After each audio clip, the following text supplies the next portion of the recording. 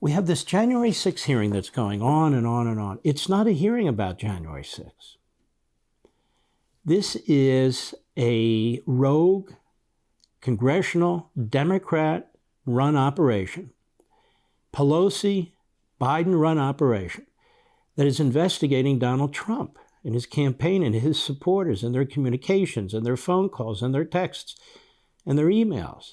You cannot have a January 6th investigation without having a witness named Nancy Pelosi to find out why she turned down 20,000 National Guardsmen 48 hours before January 6th when they were offered and authorized by the President of the United States, Trump.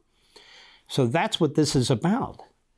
Now, they're trying to make a lot of headway with this, and the media, it just keeps regurgitating what these people have to say in the worst ways. But the American people so far are not buying this. Let's hope it stays that way.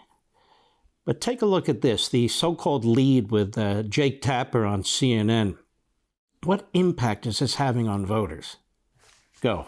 Live from the Magic Wall with a look at how the American people feel about the January 6 hearings. Harry, so are voters paying attention to these hearings, and what are you finding there?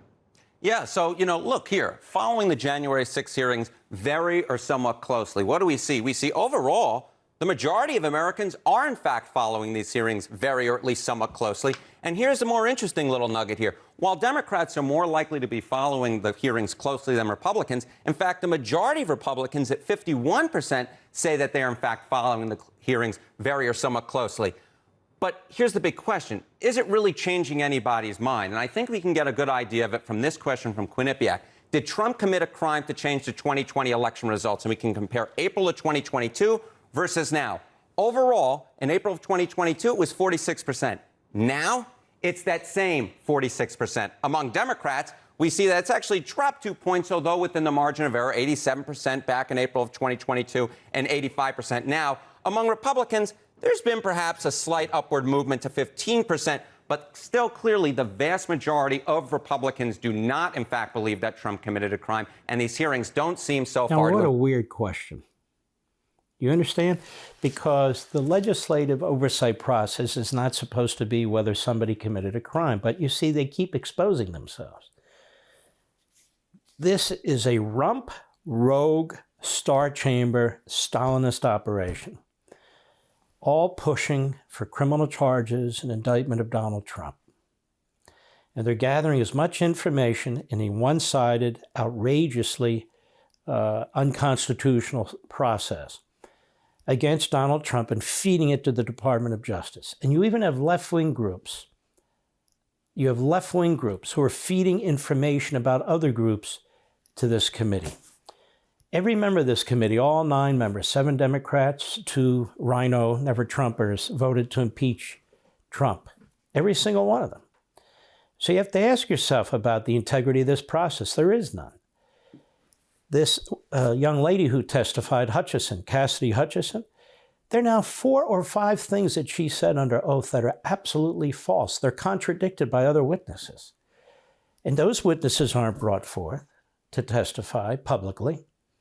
Neither is any of the exculpatory information brought forward.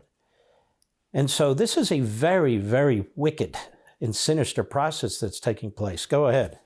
Change opinions across all Americans of whether Trump committed a crime to change the 2020 election results. And Harry, we've talked before about the poor polling for Democrats heading into this year's midterm elections. Have these hearings changed that outlook at all? Not really. No. I mean, look, before the hearings began, they began on June 9th. On June 8th, my average of the polls, the generic ballot, had Republicans plus 3 points. Now, where is it? Republicans plus 2 points. You could make the argument that maybe there was a slight change, but the fact is there's so much news going on. This is not much of a change at all. And I think there's a pretty good reason why. Because what is the top issue for Americans at this point, and who is trusted on that? The top issue for Americans at this point is not the January 6th committee hearings. It is not Donald Trump. It's inflation, according to 33% of Americans. That is the top issue. And who is trusted more on the issue of inflation? The margin right here is absolutely huge. Republicans are trusted over Democrats by 19 points, and that is why, at this particular point, Republicans still lead on that generic congressional ballot. This guy for CNN is actually, so far anyway, pretty good. He seems to shoot straight. So that's refreshing. That's why every now and then we take a listen or a peek. But so far, no change. But there are things out there that could change.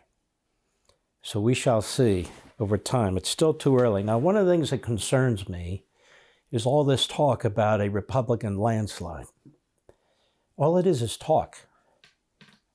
People want to be able to say, I told you we'd have a landslide. Folks, I don't do this. I don't care about telling you what my position is. I told you we would have a landslide. We need a landslide. In order to have a landslide, you need to operate like you're behind, like everything's on the line. You know why? Everything is on the line. If the Democrats take the Senate by any significant amount, they will push to kill the filibuster and pack the Supreme Court. That's a big deal. We can't win every election, but we have to win this next one because these people are nuts. They're not playing inside the constitutional box with policy changes. They want to change everything. When you have people going on so-called mainstream corrupt media TV and talking about, as I discussed during my monologue on Life, Liberty, and Levin the other day, that the Constitution is too constricting, that it was written by a bunch of white slave owners, we need to move on from that. We have a problem, a huge problem, because that's not what the Constitution does. The Constitution secures our God-given liberties, speech, freedom of association, free exercise of religion or not to exercise religious beliefs, the right to bear arms, due process, warrants, all kinds of other systems in place, a jury trial, speedy trial. I can't even think of everything. And of course, the Constitution is set up to prevent two forms of tyranny. One is the mob, and the other is the centralized totalitarian regime. They feared both. They experienced both. They saw both. And so they were very, very concerned about it. So you have that going on, which is a huge problem. We definitely need to win the next election. Big. And for people in the media to just keep saying that we are, like it's an assumed fact, concerns me. Because even if we win big, maybe we can win bigger. For all this and much more, sign up for Levin TV.